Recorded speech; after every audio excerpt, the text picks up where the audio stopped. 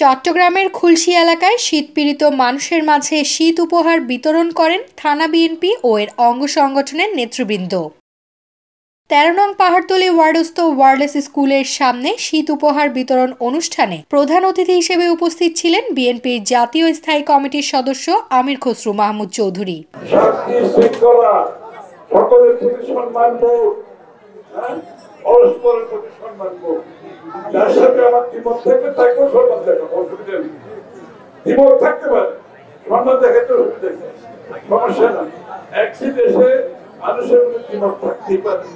দলের মধ্যেও দ্বিমত থাকতে পারে, কিন্তু তার মানে এই নয় যে আমাদের দ্বন্দ্ব হবে।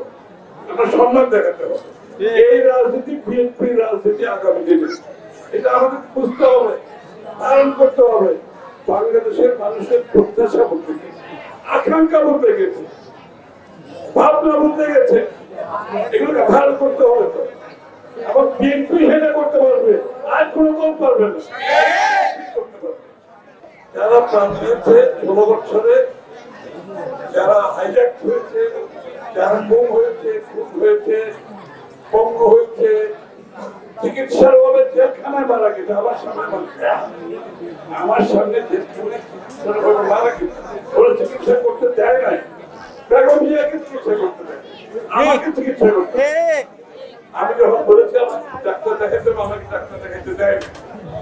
আমাদের এই সমস্ত অবস্থায় আমরা আজকে এখানে এসে দাঁড়িয়েছি একটি মুক্ত পরিবেশ। এই মুক্ত পরিবেশে স্বাধীন, সার্বভৌম, গণতান্ত্রিক একটি বাংলাদেশ করতে হলে আমাদেরকে সুশৃঙ্খল ভাবে ধৈর্য ধরে আগামী দিনগুলো পার করতে হবে। এগুলো মাথায় রাখতে হবে। এখানে অস্থিরতা দেখাতে চলবে। আমি জানি তোমরা বঞ্চিত অনেক কিছু, কিন্তু অস্থির হতে তো হবে, একটু ধৈর্য করতে হবে।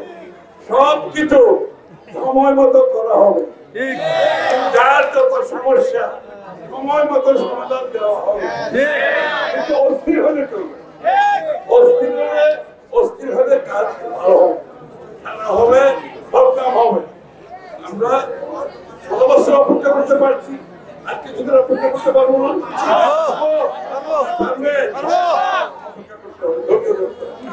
ক্রমান্বয়ে সবকিছু সমাধান ইনশাআল্লাহ আমরা দিতে পারবো। শেখ হাসিনা এক ধরনের গণতন্ত্রের নামে স্বৈরতন্ত্র ফ্যাসিস্ট করেছে, আবার তার বাবা গণতন্ত্রের নামে বাকশাল করেছে, আবার এরশাদ গণতন্ত্রের নামে তার একটা চোর ডাকাতের একটা আড্ডা করেছে।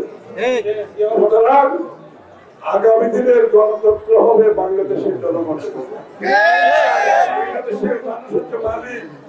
বাংলাদেশের মানুষের সিদ্ধান্তে আগামী দিনে নির্বাচিত সরকার সংস্কার করবে। আর কেউ করতে পারে, আর কেউ করার চেষ্টা করে লাভ হবে না। এটা জনগণের দায়িত্ব। জনগণের কাছে যেতে হবে, ম্যান্ডেট দিতে হবে, সংসদের সংস্কার হবে। আপনারা তাড়াতাড়ি, যত তাড়াতাড়ি সম্ভব নির্বাচনী সংস্কার করে আপনি গণতান্ত্রিক প্রক্রিয়া ফিরে যান। জনগণ তাদের নির্বাচিত সংসদ সরকার করবে, তারা সংস্কারগুলো করবে আগামী দিনে।